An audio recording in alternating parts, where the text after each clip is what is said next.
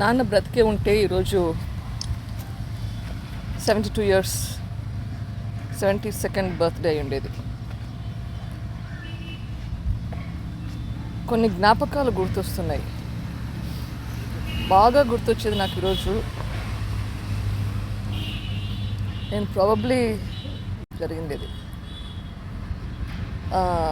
ఎవరో ఏమో అన్నారని చెప్పి చాలా బాధపడుతున్నాను. ఇప్పుడు నాన్న నాకు ఒక సలహా ఇచ్చాడు, ఒక అడ్వైస్ ఇచ్చాడు. ఎవరైనా మన గురించి పొగిడితే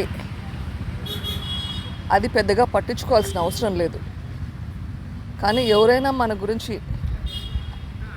క్రిటిసైజ్ చేస్తే, మన తప్పులు ఏదైనా చెప్తే అది సీరియస్గా గ్రహించి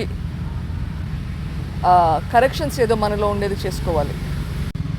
Whatever anyone praises you with, you don't have to worry too much about it, just ignore it.